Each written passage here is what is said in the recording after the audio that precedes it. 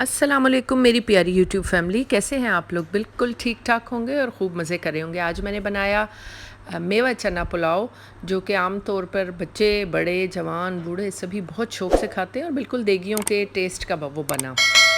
उसके लिए जिन इंग्रेडिएंट्स की ज़रूरत है आपको नज़र आ रहे हैं, ये है मेवे। इनके मैं जो है तो वो उतार लूँगी, थोड़े जो इनके अंदर जो रह जाते हैं इनकी डंडियाँ। ये मैंने गोश्त की इस तरीके से बोटियाँ करवा ली थी। फ्रेश मीट है। और ये मेरा सालन मसाला, ये पानी, ये जो है उबले हुए छोले मैंने फ्रीज़ किए हुए थे उबाल के।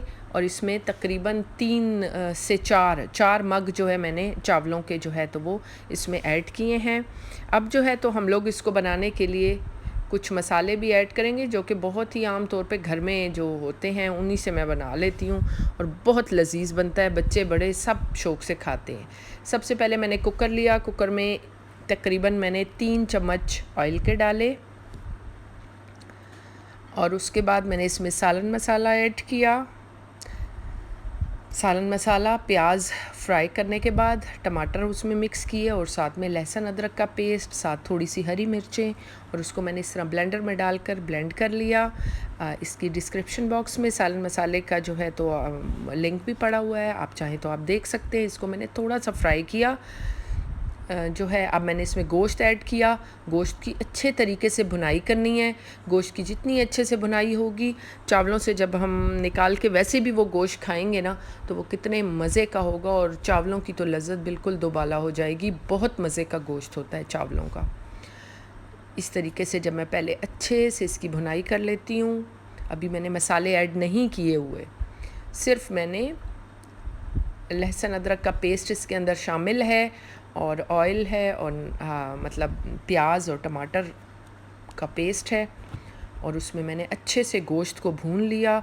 गोश्त की भुनाई कर लेने के बाद मैंने इसमें पानी ऐड किया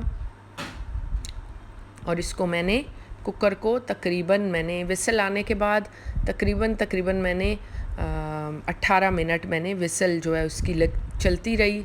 और उसके बाद जब मैंने देखा तो गोश्त ज़बरदस्त टेंडर हुआ था। ये देखें आप, बस हाथ लगाने से टूट जाए गोश्त और वैसे ना टूटे, बोटी उसकी साबत ही हो, वही गोश्त परफेक्ट होता है।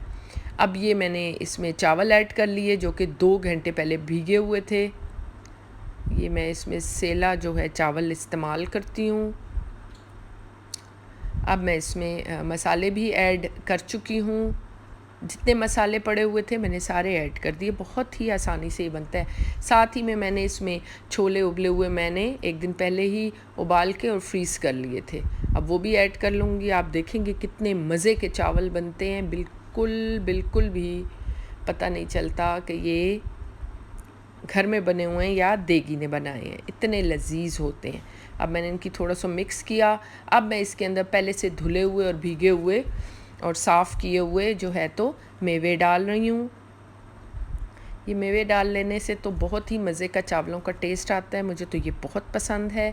जब अच्छे से चावल गल गए और पानी भी खुश्क हो गया तो मैंने उसको दम पे रख दिया। अब दम पे आप देखें इस हालत में, यानी बिल्कुल पानी नहीं है उसके अंदर। ठीक है, ये है मेरे चावलों की फ़ाइनल शक्ल। चलें फिर मिलते हैं एक प्यारी सी नई